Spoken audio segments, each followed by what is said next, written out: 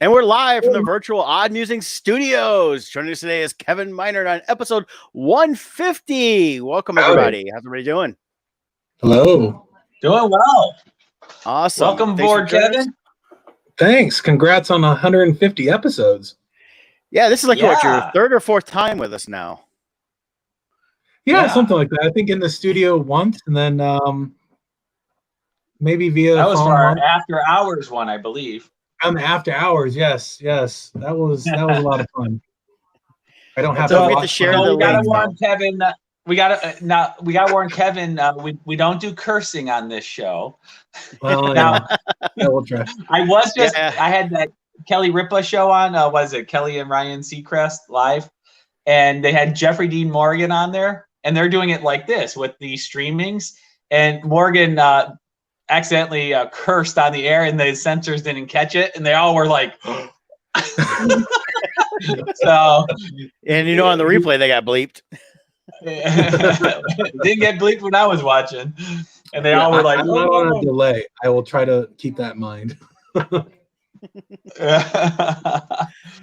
beat button. But nice thing is we're not without being on the Echo network, where even though you can swear there too, we don't have to worry about that either. So right.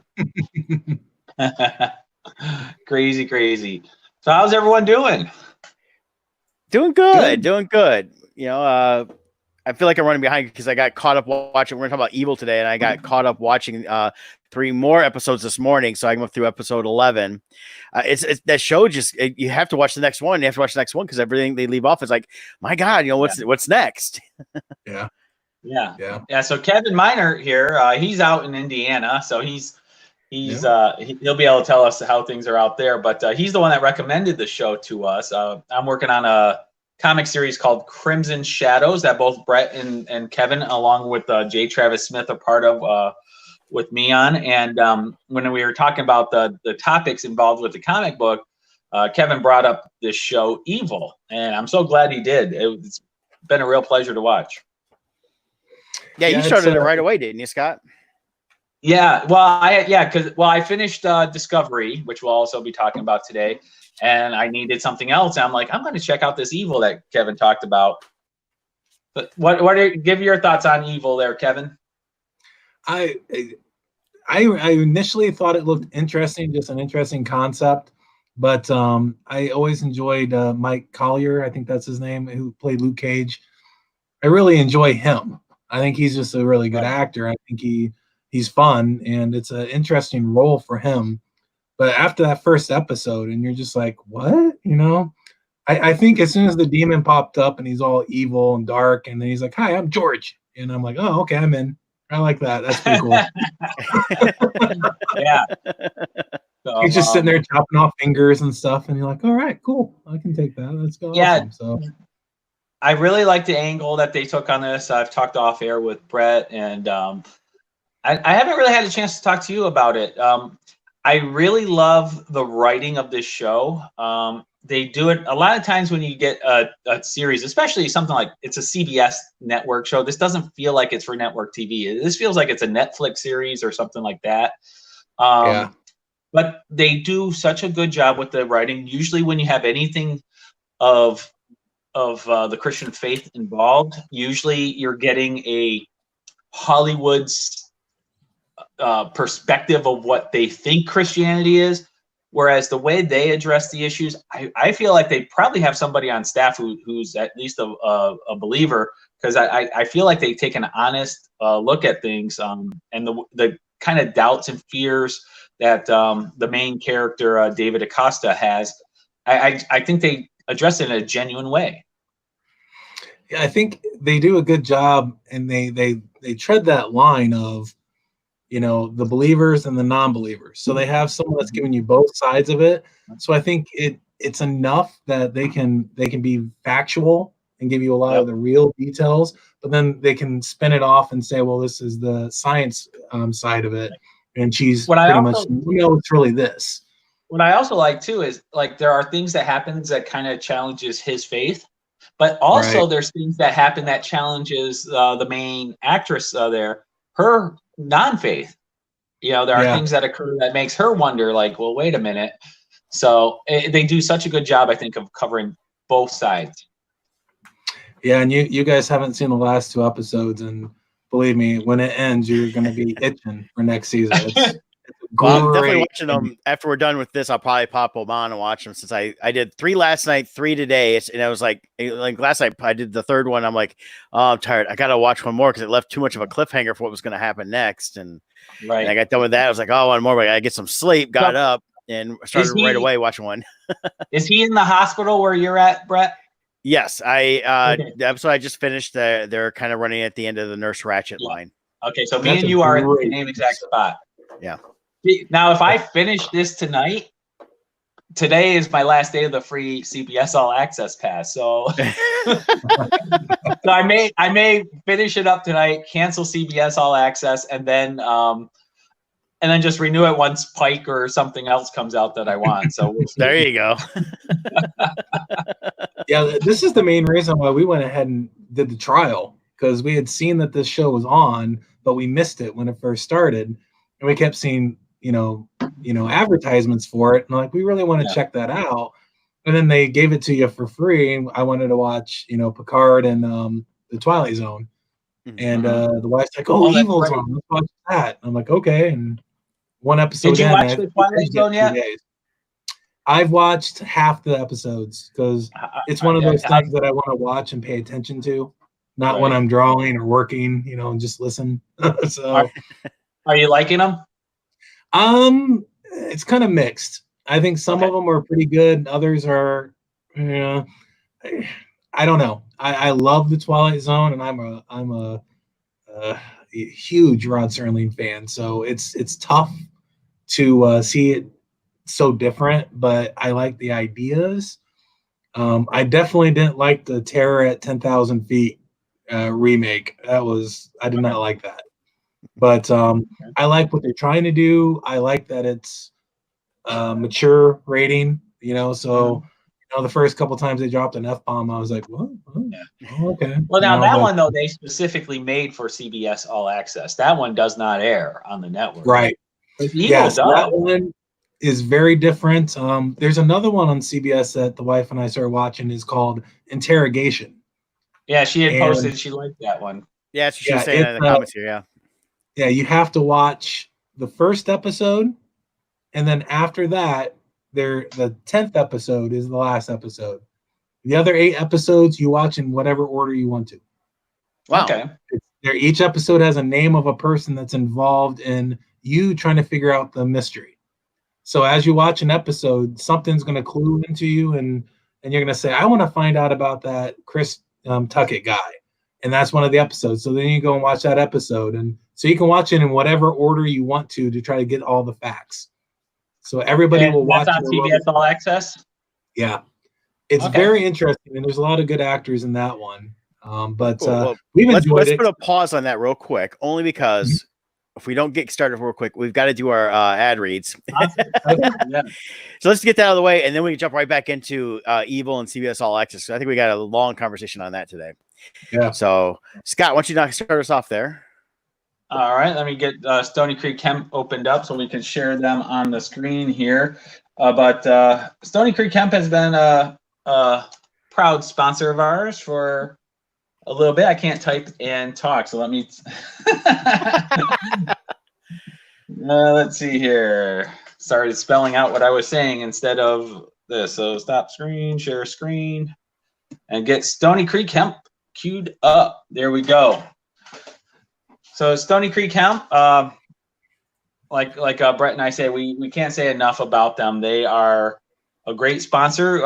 We first learned of them because we use their products, and those products work. And actually, Kevin here also can attest to them. Yeah, we've talked about it before, how he used it in last San Diego Comic-Con when Brandy tried to kill him by putting clothes on the stairs and having them fall down the stairs. But can you share a little bit of your testimony about using the topical cream? Yeah, it was very surprising. I broke many bones in the top of my foot, like Scott said, and it was 3 days before flying to San Diego, knowing we were going to walk 3 miles a day at minimum. Right. And as soon as I I get there, my foot's swollen, it's killing me. And you had a black line going across your foot too, where the break was. Yeah, it hurt. And Brett said, try this, and I'm like, well, it can't hurt. So I try it, and later that day, it already stopped hurting. And every day I put it on, it doesn't completely take the pain away, but it was the best thing I ever had, and it made it tolerable to walk on. And it was a night and day difference. I mean, it really sold me on the benefits of using it, and we use it still, the wife and I both. Well, and the one concern you had though is the fact that you were worried about having a marijuana, and we clarified it that no, it's strictly hemp. So there's no THC because of your jobs. And if they did a random drug test, you didn't want to pop it up in your system. And that's the beauty of this, is it's not marijuana based, it's all hemp based. So it is safe to use. In fact, that's why they can ship it anywhere in the United States, because it's not marijuana based. Correct. Yeah. So here on the screen, you see this is the topical cream that he used. This is what I've used on my feet as well. Brett uses as well with him. He's had surgery in the past, and this helps him with that. There's so many uses for this. When we had Justin on our show, he talked about other uses too. Because it's a natural anti-inflammatory, it even works on things like acne and other things like that where inflammation is involved. So, try it out. We can't say enough about them, but our words can only say so much. You got to try it. The experience alone will be amazing. What I tell people is, and actually Connie kind of did this way with me when I tried it, was you put it on, and it's not like it's gone like that, the pain, but you put it on, and then about 20 minutes later, you kind of look at the clock and you're like, oh, it's been 20 minutes. And then you think about the pain and you're like, oh, I don't feel it anymore, because it just fades off. The pain fades away. So it's not an instant, but about 20 minutes later, you do notice the difference already. So yeah, that's to me is as intense you can get on anything, without it causing you to get high or something like that. So, and as we always say, they got multiple products. They've got the topical creams, they've got the hemp oil, they got pet oil, they got lip balm, beard oil. So they've got a number of products here, all using their CBD that they grow themselves. They're a small Michigan family-owned farm, and they grow it all themselves and put this together. So check them out, stonycreekhemp.com.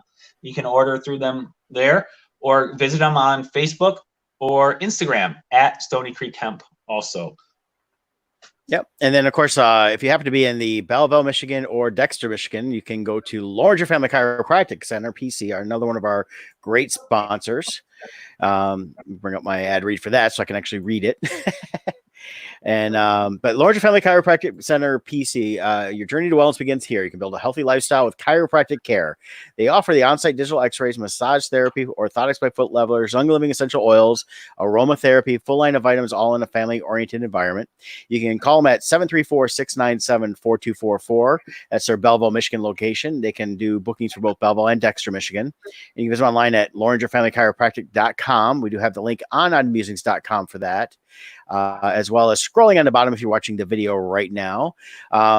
This is we had Dr. Corinne on several weeks ago and talking about what they do there, and eventually they're going to have some new stuff to talk about with the COVID-19.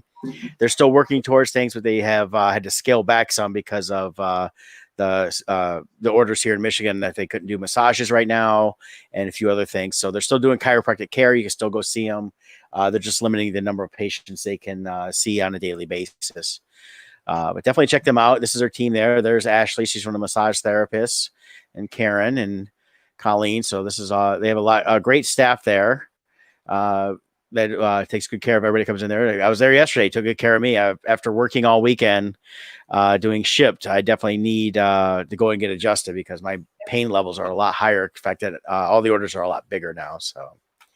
Yeah, you've been getting quite the orders lately, huh? Yeah, it's been just insane, really. I'm trying to think of the stage way to go. 1,000 orders a day open. I see in the Detroit Metro every day, and I know a lot of people are having a hard time placing orders. Keep trying. I have no secret method of you getting an order placed. Just keep trying. They pop up when they can. I've been telling my fellow shoppers that are regulars, they got to make sure they're getting on the schedule more regular because that opens up slots. I'm staying on the schedule fairly regularly, so I'm getting regular orders that way, and some of the regular customers I've dealt with over the years, so I can continue dealing with them. But it's like even this morning I looked and there was 1,000 orders in the Detroit Metro, and if I wanted to work today, I definitely could because I could go out and fill it up really quick. So wow, that's awesome. And then Scott, we also have Being TitansOfRealEstate.com. Me and my partner Joe Webler, we're with Realty Executives Hometown, based out of Shelby Township, Michigan. But why choose Team Titans? Why? Because you matter. Team Titans specializes in the real estate markets of Macomb, Oakland, and Wayne counties. While we use the latest in tools, social media, and technology to maximize your results, we never forget that real estate is still a people's business. Our relationships with our clients will always be our number one priority. And here you see our main website. You can also follow us on Facebook at Team Titans RE. If you go to the website, you can search the MLS here. Same MLS we use. You can set up your own password and search profile. If you have a question about selling or buying a home, we have some areas there. Or even easier, contact us today. We can use technology like this to do face-to-face telecalls to each other. We can evaluate your home. You can take a video tour through your house holding your phone and show us your house. And so we can do everything with a in-person aspect there. But we can still buy and sell real estate right now. In fact, we have an offer that we're putting together right now that we will be submitting right after this podcast, actually. So people are still buying and selling. So if you need to move, give us a call. My number is 586-549-6096. I forgot to put the banner up there so people can see the website. There it is. TeamTitans.rehometown.com. So cool. Well, hey, we started off talking a lot about CBS All Access right away. Yeah. And that I know Brandy chimed in there about interrogation, said it's a true crime, and it's Chris Keller. Okay. So it must be her new crush there, Kevin. No, we both think that's who actually did the murder. But okay. It's here I have. Here's the interrogation screen from CBS. If you want to, I don't know if you want to put the title up, but so this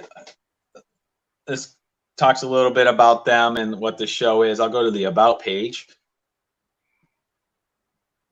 And this gives you a little bit here. So this is all through CBS All Access. It says, Interrogation is a true crime series based on a case that spans more than 20 years, in which a young man was charged and convicted of brutally murdering his mother. Oh, that's not good. After he's sentenced in life in prison, he's fighting to prove his innocence. And with all episodes dropping at once, viewers will see the day of the crime and then follow the evidence like a cold case detective, abandoning their linear narrative and determine their own investigative path by watching the episodes and leading up to the finale in any order. So that's what Kevin was talking about. Yeah. So did you finish it, Kevin, or not yet? No, I think we have 3 more episodes and then the last episode. Now, are you following it in order? No, we've been skipping because after each episode, they drop enough hints about different scenarios, different people, or different aspects. So you get through with an episode, and then you look at the other episodes, and you can realize, oh, that's who they're talking about. That's the person that might be the witness.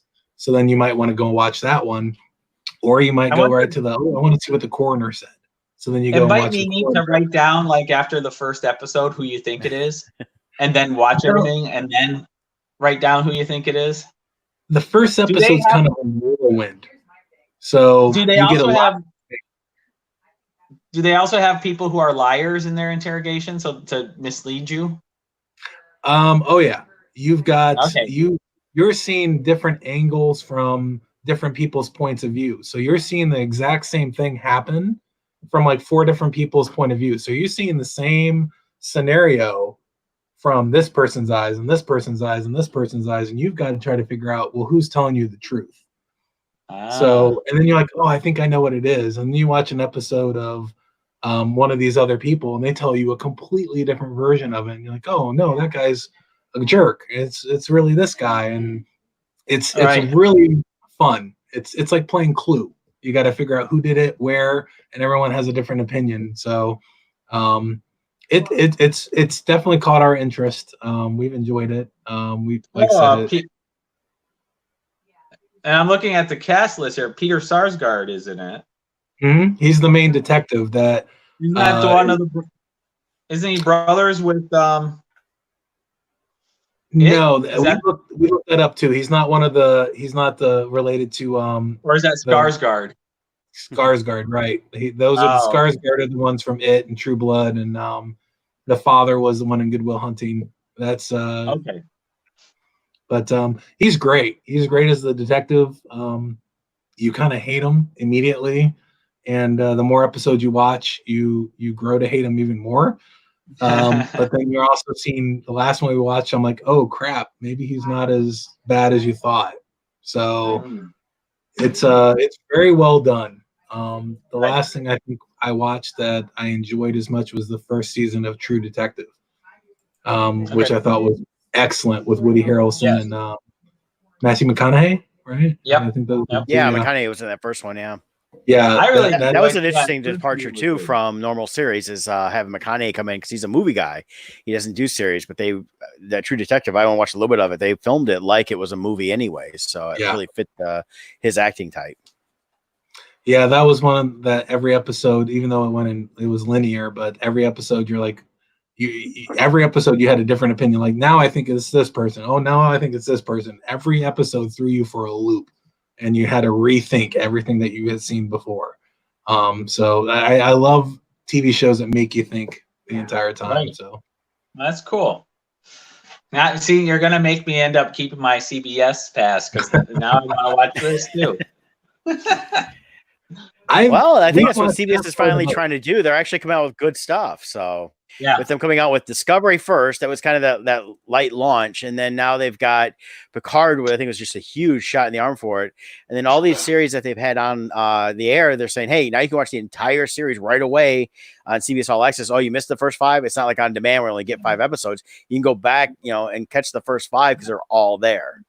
And of the 3 major networks, I feel like CBS has really figured out they're stepping up their game to compete with the Netflixes and Amazon Primes. It doesn't feel like regular TV, like sitcoms. You can tell Evil was one of those scenarios that was either planned to be on CBS and that was aired on CBS. You can tell a difference between a TV show like that and like Interrogation, where obviously 3 minutes in, you're seeing someone get murdered and they've dropped 5 F-bombs. So you know that this was something that was either 100% intended to be on CBS Direct, or this was something that was made and was shopped to all the different networks, because it definitely has a Netflix feel or a, Showtime. Even the episode structure, they're not doing like a 24 episode season. They're doing 13 episodes. Yeah, 10 episodes. Which is really smart. I think there's a lot being done now, and a lot of filmmakers and a lot of different properties are looking at, okay, the new formula is a 10 to 12 episode run, and they make it, and there's going to be 20 different opportunities to sell it with all the new streaming networks. You don't have to sell it to be aired on regular TV. It can go on any of these different scenarios. You got AMC that has you've got everyone has their own aspect. Yeah, I feel like Netflix was kind of like the leader in like those 8 to 12 episode seasons, but they really took the British model though. It was the BBC and all of them have been doing 6 and 13 episode seasons forever. Correct. And when Netflix came in, because of cost, I believe it was more cost than anything. They started doing the shorter seasons, and then it realized it worked because it was actually better storytelling. Yeah, it's like the best of both worlds. It's a short enough season that you cut all the fluff out that is just time wasters, but it's long enough that you can truly focus on character development, story development. And in a lot of ways, it spoiled me in that I feel like the stories are better quality. And now when I go to the movies, movies don't seem as good because it's like there's not enough time in 2 hours to tell a story. It feels rushed. It feels very rushed. So like it works like a Marvel movie. It works because it's just really, it's light story, heavy action. So movies are still fun for that. But for quality storytelling, really, I would much prefer a 8 to 12 episode series than a movie. Yeah. And those are the things that, we've been drawn to since we've had a little bit more time to watch TV, which honestly, I usually am listening to TV while I'm drawing, not watching. So these episodes and things we're watching, with the wife and I, we haven't watched a lot of movies. We've watched a lot of these series, and we found a lot of great ones, but it's all over the place. USA had Briar Patch, which had Rosario Dawson in it. It's a murder mystery. Oh, yeah. And in the very first episode, her sister gets blown up. And you're like, oh, well, that was quick, and next thing you know, you're just thrown into this weird kind of quirky murder mystery scenario with a lot of different, craziness going on. And it was a 10 episode series. And it's one of those that also felt like this wasn't filmed specifically to be on USA. This was a 10 episode series that they filmed and then shot. Who's going to pick it up? Who's going to take it? And it was really well done. But at the end of 10 episodes, you got a really well-rounded story. And it's finished. It's done. You have a complete story. Right. Very good. I'm wondering, like, as we go on with these new formats, how many people are going to start setting up their studios to do these series to just shop them around? Like, hey, it's finished, sell it more. And we've seen that in the independent filmmaking industry for a long time. Will it now switch over to independent television making? Like, I have a 10 episode series. It's a complete series.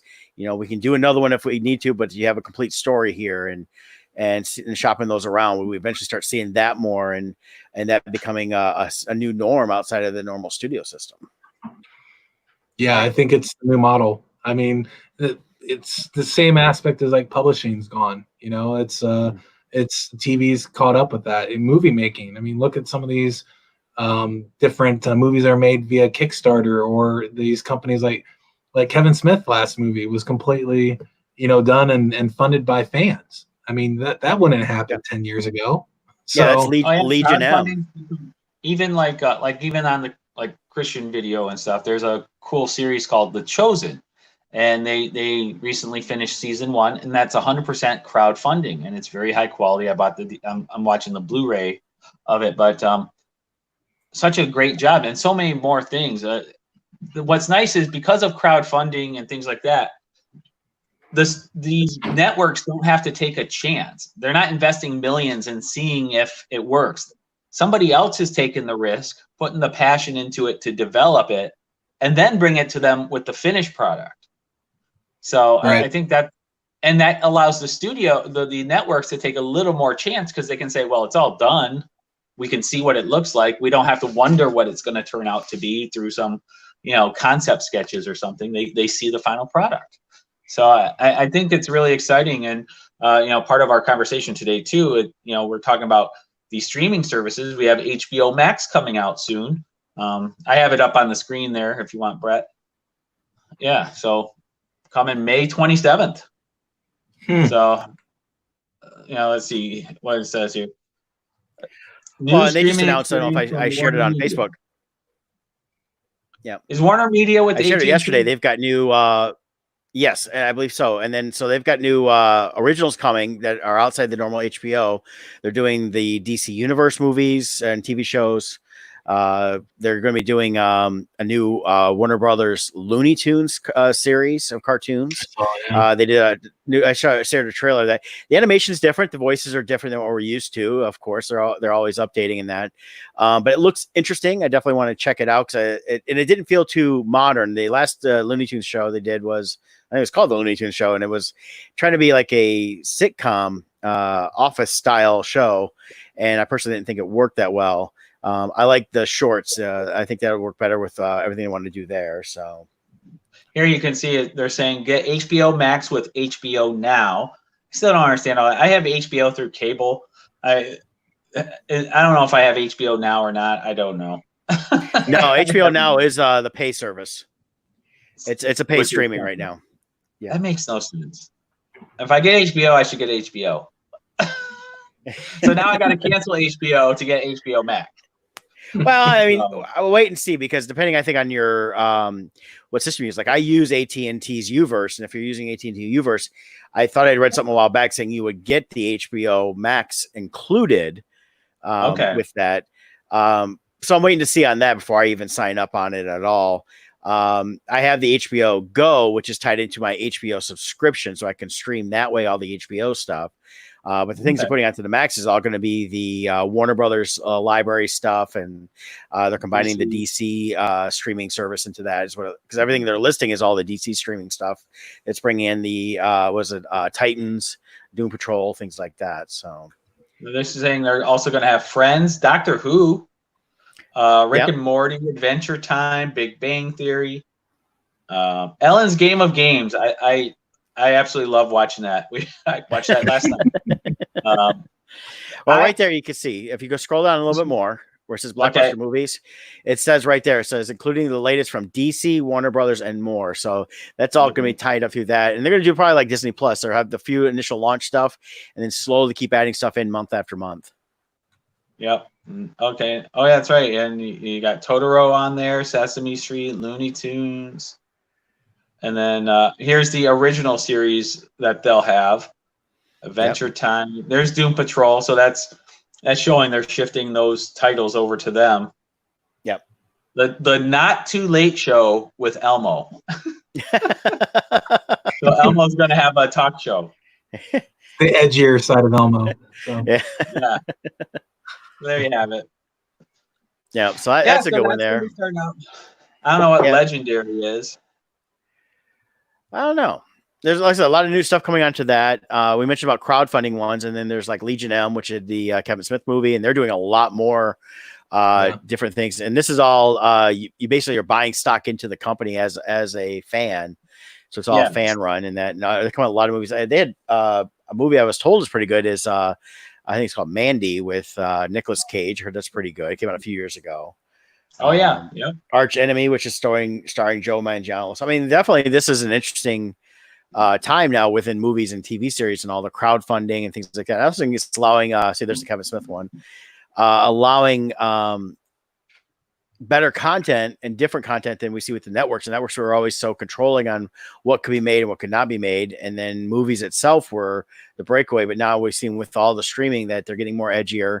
Netflix, of course, has been kind of a leader in this, but we're seeing it more with even a little bit of CBS now, which is surprising with stuff they've got on. Though I do think the swearing in Star Trek is a little over the top on that. It really doesn't need to be there. Yeah, it disappoints me, to be honest. And I think it goes against canon, like we talked about before. According to Spock, when they come back in time and they hear cursing, they're like, "What is this?" And like, what did he say, Brett? You know, it's a colorful metaphor. Yeah, that we used to use, but like it's like they've evolved past it. Yeah, but all the new series, they're F-bombing this and everything else. So it's like, okay, that came back. I just think not everything has to have cursing. It's okay to have a show that you can watch with your 12-year-old without it being. Star Trek should be for all ages. It shouldn't be. Yes. It shouldn't be. Star Trek, Star Wars needs to be all ages. PG. Yep, I agree. Those are for families. Yeah, that was my only critical thing about Picard was the language. And then Discovery, I had other things I went against at first, but I've gone past that because I like the way the direction of the second season. But language and that is the one thing I think they should have kept a little more PG. And they can explore different aspects, but they don't have to get hardcore edgy. And it doesn't have to be R, and doesn't have to be graphic in certain situations. Yeah. Only if it's a pirate movie should it be R.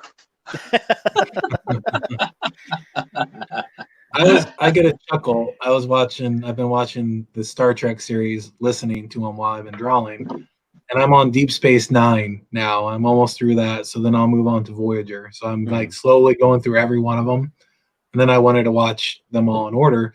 And every time it pops up on Netflix, it's rated PG, and it has the warnings, and it's like language, graphic violence, and nudity. And I'm like, and it's PG?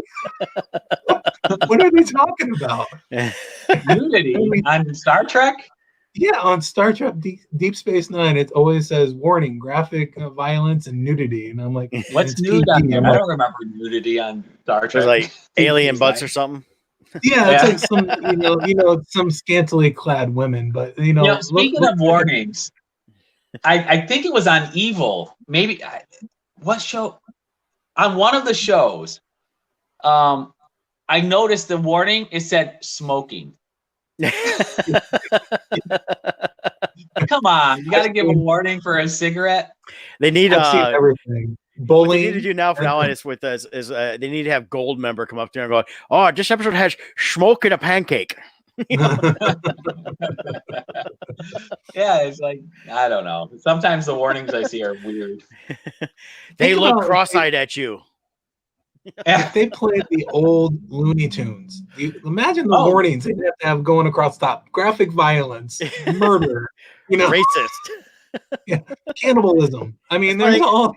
Well, that's why they can't show Coal Black and the Seven Dwarfs anymore, because it's seriously racist and the violence, and it goes against everything that would be on normal TV today. And it was a short day to air in front of movies. Like here, exactly. Let's see if I can. I'll just do a still shot so we don't get in trouble from YouTube here. But I'm gonna. We didn't get a strike last week, but we got a warning because we shared the video from Discovery on here. Really? But yeah. Okay. Talk about warnings. This is old. Oh yeah. They had the Flintstones doing cigarette commercials. Oh yeah. They had that in the 50s and 60s. All the animated shows that were on and things like that would have these commercials. Look at that. They're lighting up. And they're smoking while they're making the wife work. There we go. Yeah. So the times are changing. So it's funny because we claim how we talk about how uptight people were decades ago and how we've moved past that, but I think we are way more uptight now than ever. I don't know. It's just interesting. Every generation has their little gaps that you get over. That's it. Things become, hot topics. Things become norm, and then you look back and you're like, wait a minute, how is that okay? Right. I think it's just we always have the same level of uptightness. It's just we shift what makes us uptight. Right. Yes. It's just there's always got to be something that's controversial. So it has to be. We need conflict in our lives. But so some other things we talked about. Did you guys watch the Clone Wars? Now, Kevin, you don't watch Clone Wars, I don't think. No, I have not. You got to watch Clone Wars, man. It's so good. Yeah.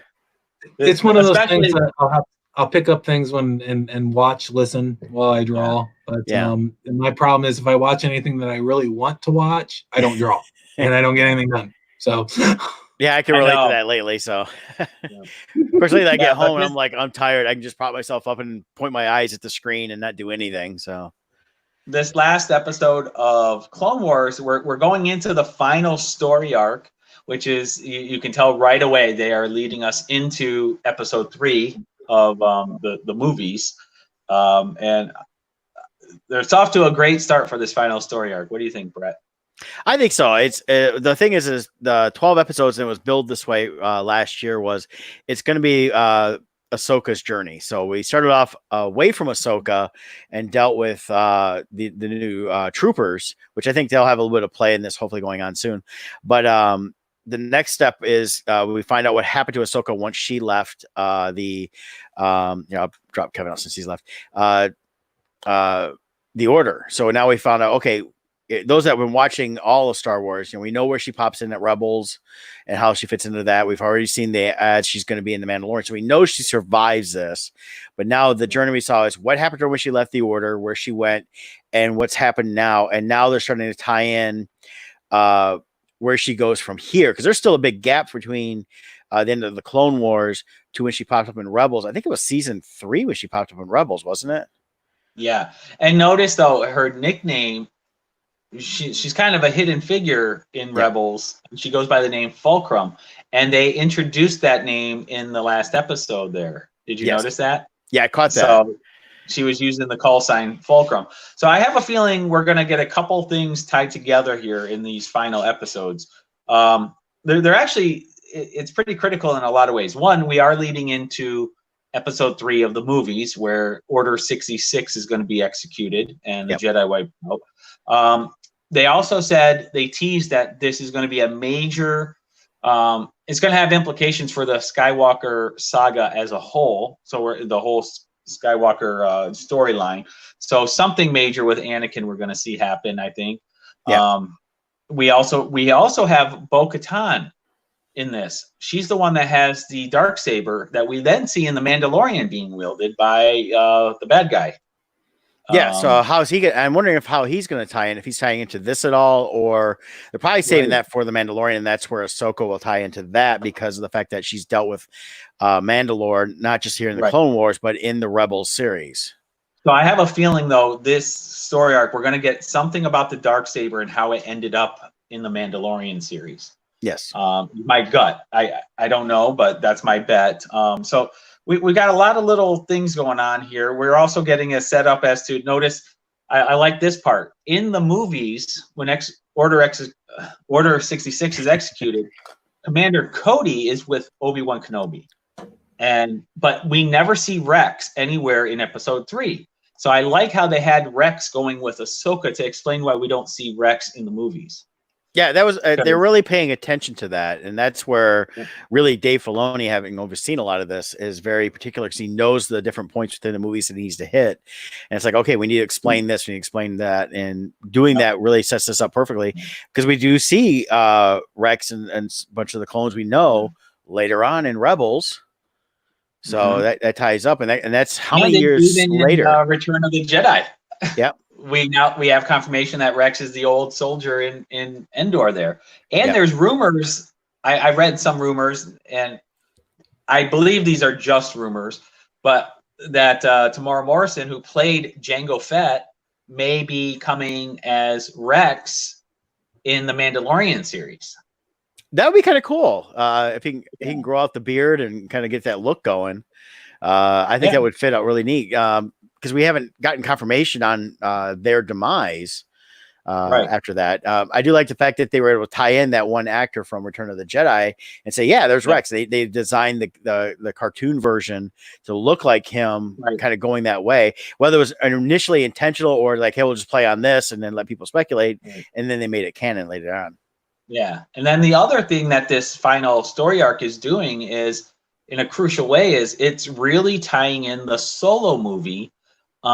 We got Crimson Dawn involved now with through Darth Maul. We also have the Pikes, and they visited Kessel and all that. So this last chunk of storyline really is like a linchpin to so many different movies and series at different points in the timeline. They seem to all be conversion in this last arc. Yeah, and that's what I'm excited to see how it's going to tie into the Skywalker saga. I'm sure it ties in with something Anakin does, as well as where Ahsoka goes afterwards, because we know that Maul continues on through Rebels, and of course from the Solo movie, he was at the end of the Solo movie in that. So I'm hoping that it'll tie into also what they were planning on doing with the Obi-Wan series. Yes. Yep. So looking forward to seeing where it goes. Yeah. So Kevin, you gotta get caught up, man. That's pretty good stuff. There's a lot more I need to watch on a lot of different things, but that always seems like something I'd like to watch. Yeah, I ended up watching the entire series. It was on Netflix a couple years ago, and so I watched it that way up until this current season that just came out. Actually, after it's done, I'm kind of more interested to go back and watch Rebels next, just to see what more stuff was tied into this last season as they go forward when we get to the Ahsoka stuff. But I liked Rebels as well. Rebels had a really good storyline. First season, it felt like it may have been started off a little slow, but there was a lot of stuff they had built up in that first season that they played off over the next 3 seasons for the 4 total seasons of it. And then they tied it all into the movies. Yeah. So I got a question for Kevin here. So Kevin is, for those who know him like us, we do a lot of comic book conventions together and stuff, but Kevin's also a fan of comics. And you get a lot of commissions done from your favorite artists, and I see stuff hanging on your wall back there. Like, for instance, that Batman. Are those commissions you got from Comic-Cons? Yeah, commissions or prints. My favorite one is that's Dennis Cowan, who did Batman. Everyone knows him from doing Deathlock back in the 90s. But he's a fantastic artist. I've always loved his style. And he, for a brief period of time, he lived close to me. He lived in North Webster when I was a kid. And when I was 12, he did a little comic book signing at a local comic shop. And I remember going and meeting a comic book artist for the first time. And he was just so gracious, and talked to him and told him I wanted to draw comics. And he really encouraged me. So fast forward to 2010 and the Appleseed Comic Con, and he came to Fort Wayne, and I bumped into him and said, "Hey, I want to get a commission from you," and told him that story. And I just asked him for a Batman head sketch or something else, and he did that for me. Wow. So do you have pencils and inks? Is that what that is? Yeah, the pencils on the one side is let's see if I can get a little bit closer. The pencils are his original pencils. And then I sent the blue line of the pencils to his inker, John Floyd, and he inked it for me. So I've got the original pencils and then the ink from that series of his inker. And since I've become pretty good friends with John Floyd, who was a great inker, he's worked on everything.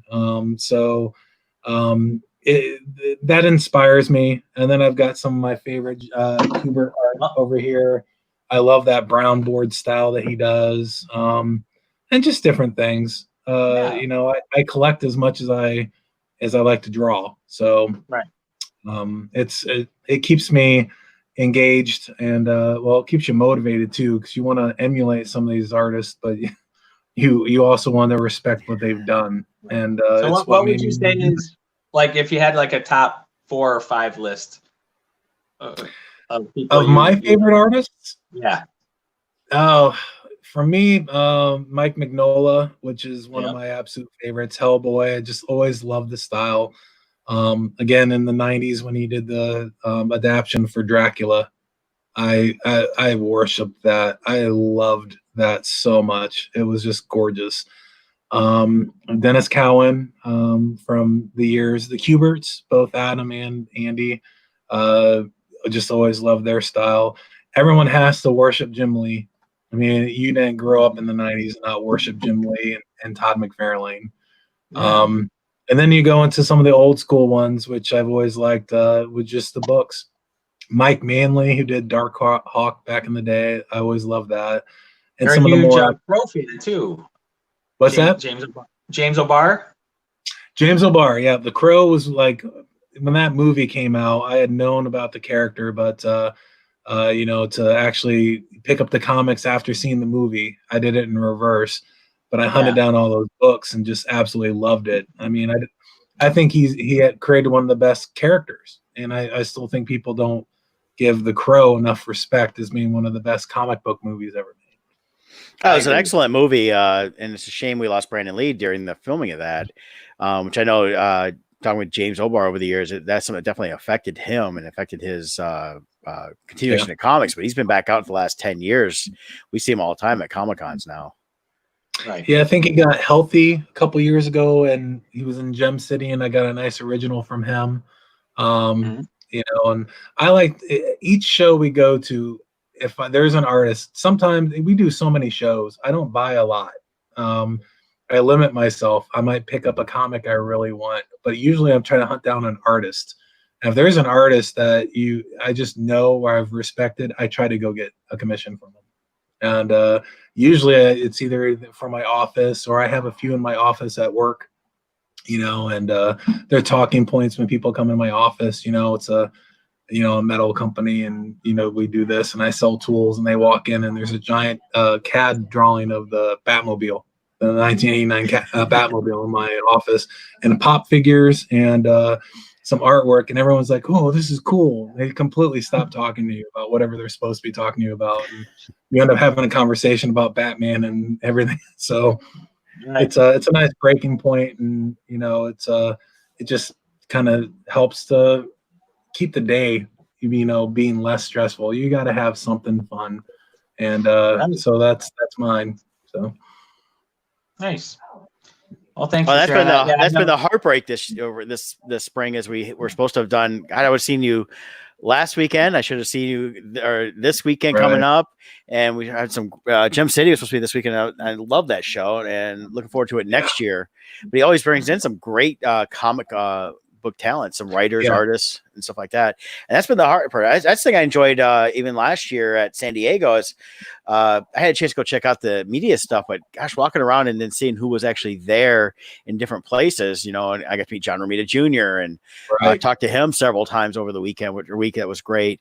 Run into friends that we all know, like Billy Tucci and stuff like that are set up with their bigger displays at these shows. But it is all these great artists and writers we see at shows is one of the things I've always loved doing. I enjoy meeting celebrities and TV movie stars, but I usually spent, when I was a fan, before I started setting up, 80 to 90% of my time in Artist Alley. Yeah, me too. And now that I'm in Artist Alley, the only thing that kicks me sometimes is I don't get to go and exhibit, go and see everybody that's exhibiting, because you're busy exhibiting. So that's why I'm really bummed about San Diego. This year I decided not to try to get a table and just go and hang out, and they canceled it. For crying out loud. Hopefully next year we can that'll work out. We could try to do that and just hang out there and enjoy the show a little bit while Scott works his table for Bardstone Press. Yeah, right. We'll make Scott work and we'll go have fun. So, that's okay. That's all right. I'll bring a quesadilla from the Mexican food truck downstairs. So right.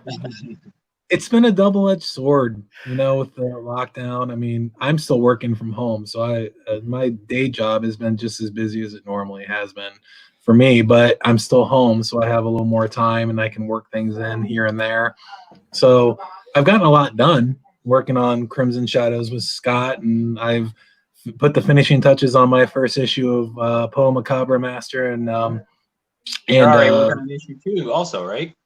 Yeah, I'm already working on the second issue. So I've gotten a lot done. That's the good part of it. The bad part of it is we're not going anywhere to sell it. I know. I'm hoping with all of us being so productive that when we do return to civilization, that hopefully there's a pent-up demand from fans who have not been going to shows like they were, and we'll have the product and new stuff to fill that demand.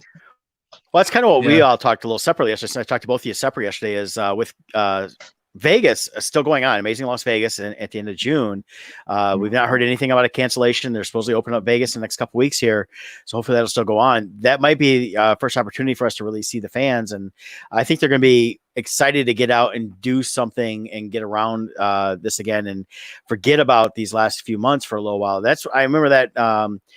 Back in 2008, when they did the stimulus checks from George Bush, it was people came to the Comic Cons like, well, I got a little extra money and it's been really tough this year, but since I got this extra money, I kind of want to spend it here because I need a good memory. I need a good time.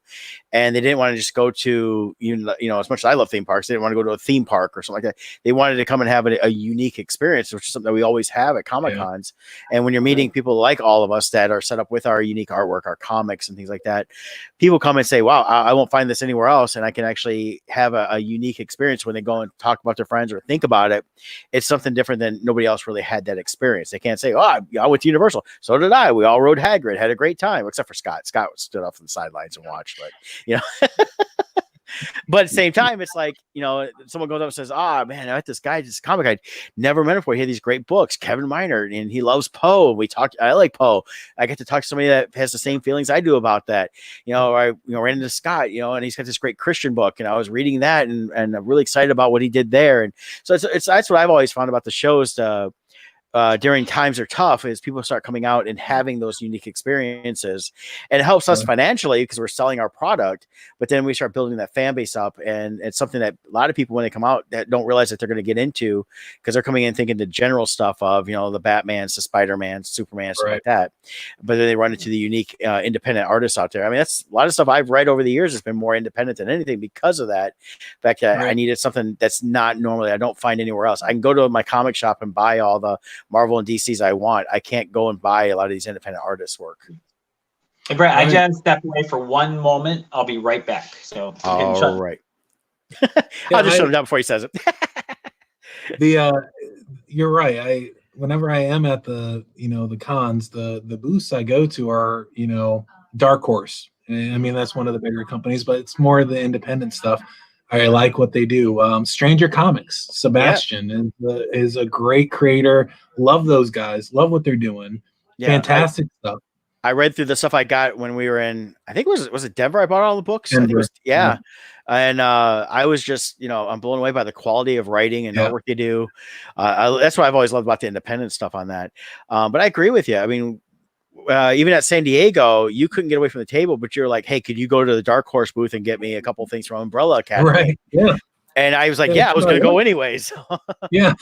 And or to New England Press for the Tick. There's things that, there's little things like that, but that's what I want to go and experience. I want to go and hang out and see that stuff. And those are the guys that, you hope that's the next step for us. That's what we want. We want to publish our own stuff and be those guys. Those are, the new model. I really think that's where it's going to go. DC is going to distribute differently. That's going to change the scope of everything. And and if that continues after everything starts going back to normal, I think it's just better for the smaller companies. I mean, this is how most people are publishing now anyway. Self-publishing, Kickstarter. Those are the ways that everyone is starting to go to market per se. And the Comic Cons are your connection directly to the fans. And most people are saying that's how they're selling the most books anyways, and getting engaged and talking to people. So it's a different scenario, but I think it's a good scenario for, the future of comics and independent creators. Well, I think it's going back to the independent says when you see like Teenage Mutant Ninja Turtles and things that came up through the 80s, I was only selling at Comic Cons and then getting a distribution deal later. But majority of it was the fans were coming to the shows looking for all these independent comics before it really took off, where there's like, oh my gosh, this is gonna be worth like $1,000 tomorrow or something. But it was like they wanted something different then, and we didn't have the internet in the 80s. So what do? They went to the Comic Cons and it was all the comic book fans. Well, the comic fans have gotten, I think, in a lot of ways tired of a lot of the mainstream stuff, because it's gotten a lot of ways the comics feel like from the main ones have gotten regurgitated a lot. So that's why I still like Dark Horse and Oni Press and things like that the most. Even in Image, they have a lot of still independent stuff. And Marvel DC is a lot less of what I read. Nothing truly against it. It's just I feel like I've read a lot of that so much over the years that they're not doing anything new for me until they come out with something like a what was the one with the Joker as Batman with the He Who Laughs, or that one, very different, and that's a neat little departure from their normalcy on that.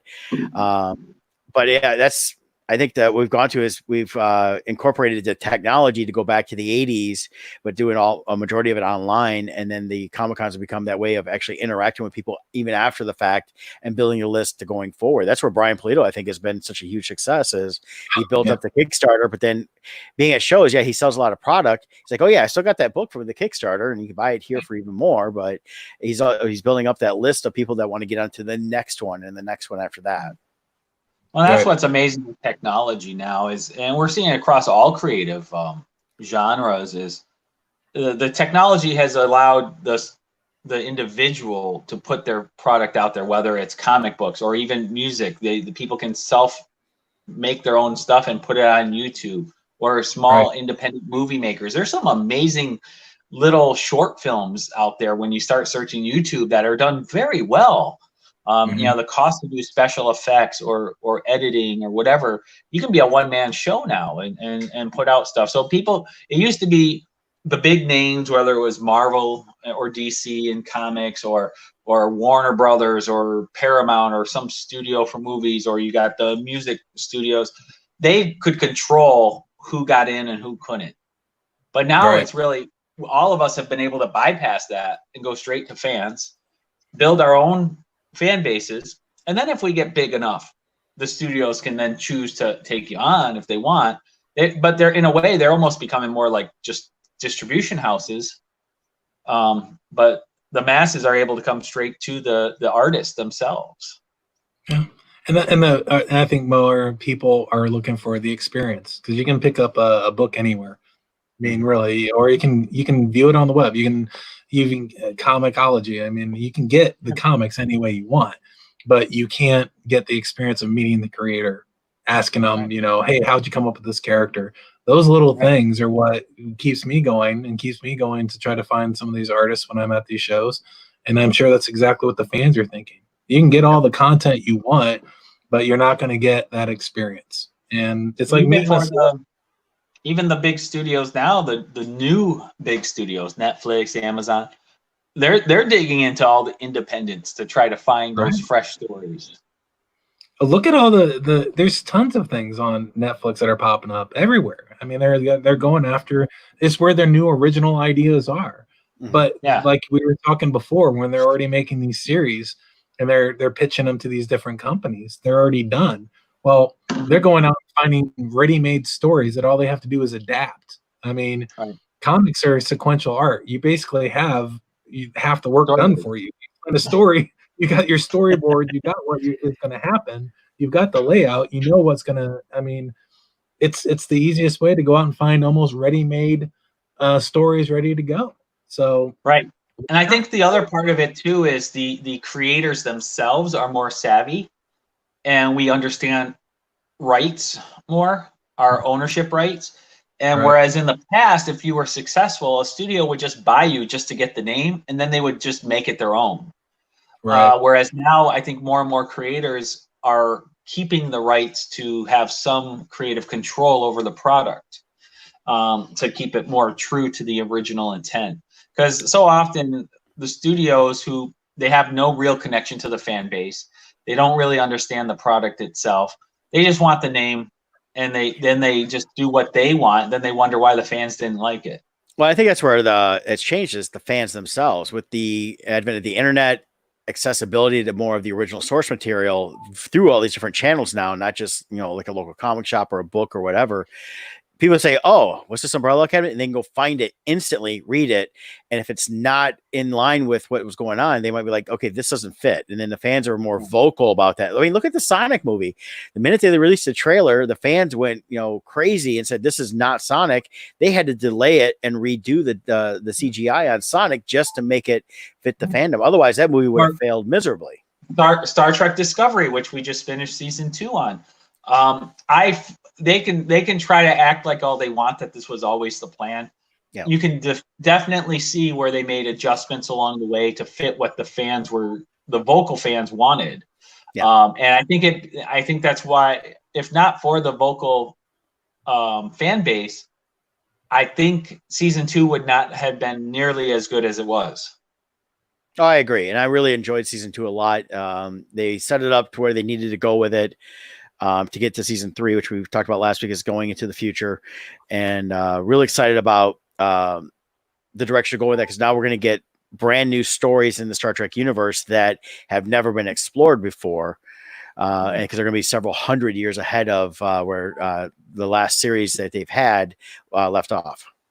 And by jumping so far ahead, they're going to be able to, if they come out with another series that happens anywhere in between, it's so far ahead, you don't have to worry about direct continuity. It's like, hey, yeah, that doesn't quite match, but there's 800 years that happens in between that will fix it.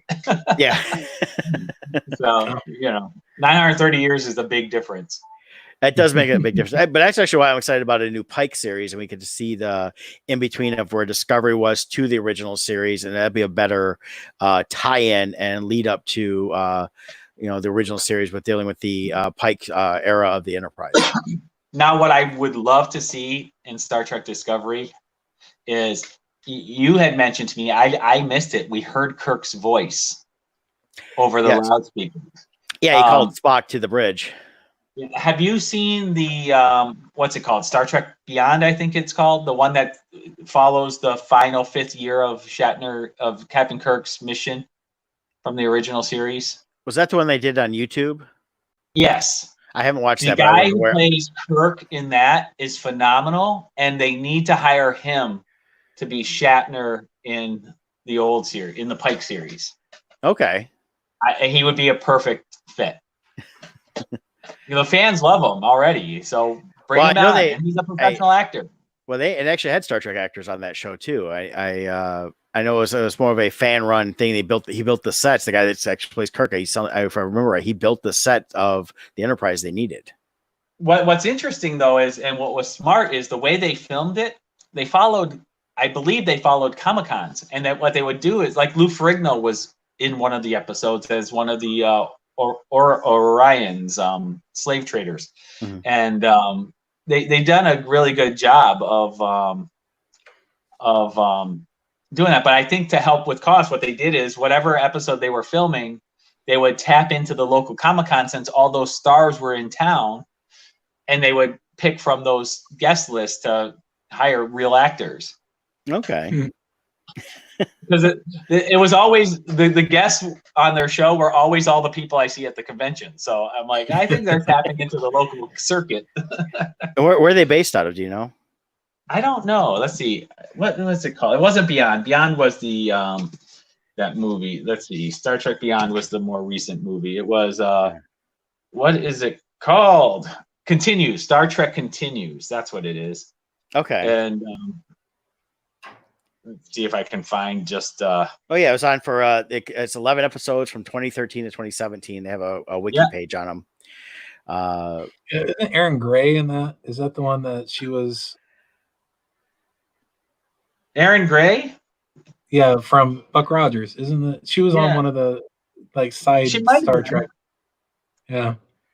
Yeah, Victor Mignogna, he's a voice actor, a musician. He's the one that spearheaded it. He was the one that directed it and starred in it. I won't play the video, but if you switch over to my screen there, Brett, here's a screenshot from one of the episodes, and that's him in the center here playing Captain Kirk. The set is spot on to what the original series was, and the whole intention of this was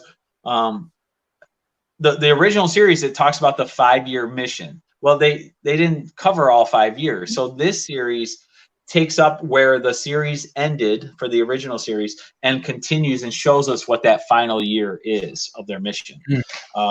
And it's phenomenal. It really is. I would love if Discovery and Star Trek as a whole just bought this and made this part of their canon.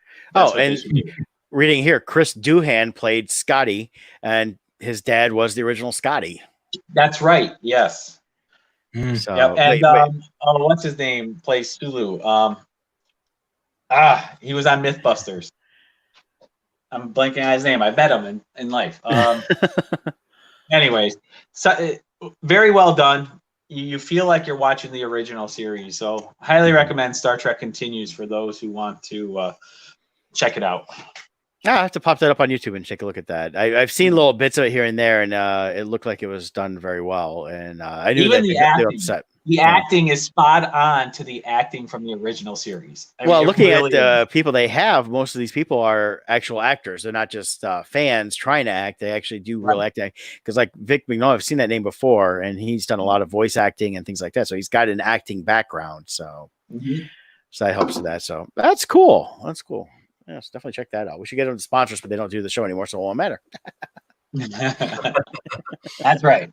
Yeah, it's been 3 years since the last episode. They did 11 episodes, and I knew they were just doing them sporadically based on their time and everything. So, and if I remember reading right about it, it was because he's such a fan of Star Trek, so he built the set of the bridge, and it looks just like it came right out of the original series. So, yeah, it couldn't have been cheap.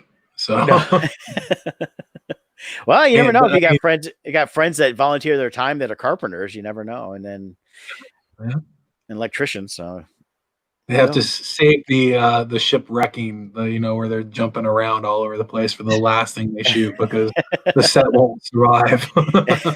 That's one thing with Star Trek Discovery, camera movements anyway. So with Star Trek Discovery and stuff, though, what we learn is the future. For some reason, they didn't figure out surge protectors. Somebody gets shot and like whole panels explode, and it's like surge protector, people. or seatbelts. Somehow seatbelts became obsolete in this entire scenario. Although they did show that in Picard, they finally had seatbelts. Yeah, smaller ship, it required seatbelts, you know. Or that's like in Star Wars. They'll have these like narrow walkways 1,000 feet in the air with 0 railings. Yeah. Never any railings. Why? Well, of course, you know, Star Trek. Well, Star Wars was a long time ago, so that's pre-OSHA. So that explains Star Wars. Yeah. Yeah. You know, Star Trek's like, oh, well, you know, it's just kind of here. So, well, anything else, guys? We've kind of covered a lot today. Appreciate you joining us today, Kevin. Oh, yeah, it's been fun. Thank you very much. Any final words here today, guys? Happy 150th episode. Thank you. Another 150. So what's 4 years? 4 years? 3 years. 3 years. We're 3 years in now. And yeah, so if interesting math, if you want to watch all of our episodes back to back, it'll take you 6.25 days to watch them all.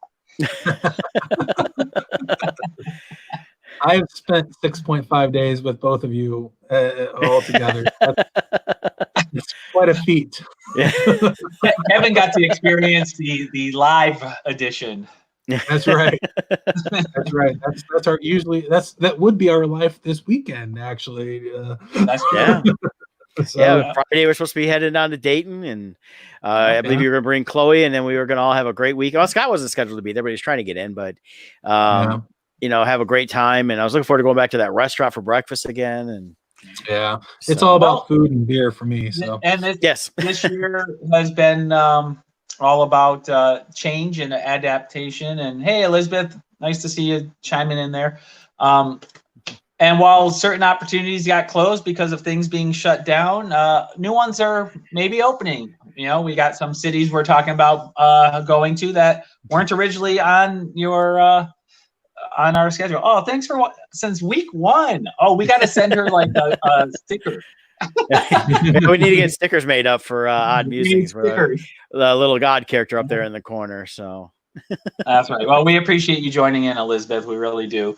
But yeah, so while some doors close, other doors are opening, and you know, it's all about making the best of whatever situation comes down the road. And I think we're doing that. And I'm definitely excited for once things reopen to see what we have as a group. The three of us, I'm really liking what we're coming up with and talking about off the screen here. And I think we got some really awesome stuff coming forward in the future. So I think so too. I feel optimistic. Yeah, I think it's gonna be a great going forward. And we all talked about prior to this the changes we're gonna be making this year anyway. So it's gonna give it a chance to work on everything and get things going. At least for you guys, I haven't worked near as much on this stuff as you have because of my work schedule lately. But I'm hoping when things calm down a little bit, I'll be jumping into it more. And but you also got your Boomtown Scabs, and we're gonna be getting that done. We're gonna get Oddlands done finally at some point here. We got Crimson Shadows, we got the Poe book, we got the Essentials. Hopefully that'll be next year. Yep. And for me personally, I gotta say, it's given me a refreshed outlook with conventions. The old model was dying, and it just doesn't work like it used to. And I feel like, you know, we've talked in the past about how we have to make changes to adapt, but I think because we were so stuck in the day-to-day, it was hard to make those changes. And I feel like this pause gave us the opportunity to make the change. Yep. And I feel refreshed, and I'm excited to get back to it. I feel like we're going to be launching the new model that we're looking forward to doing, and I'm excited. Yeah, so am I. So am I. So added some enthusiasm that wasn't there before. Me always enjoyed doing the shows, but now, you know, you never get that like butterfly in your stomach anymore. It became routine doing the shows. Yes. And we enjoyed going into the cities and hanging out, but the show itself came a little routine.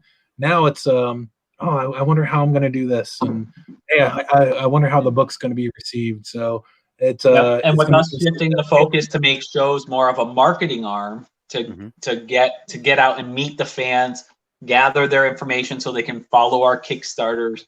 We're doing those kind of things, I think, are what's needed to move forward and grow instead of stagnate like what was happening prior. Yeah, agreed. Cool. Well, hey, everybody's watching. Join us next time, episode 151 next week. Kevin, thanks again for joining us. Glad you had some time this morning. We'll have you on anytime you want to join us while we're at the lockdowns here. So, so until next week, guys, I'm going to take us out.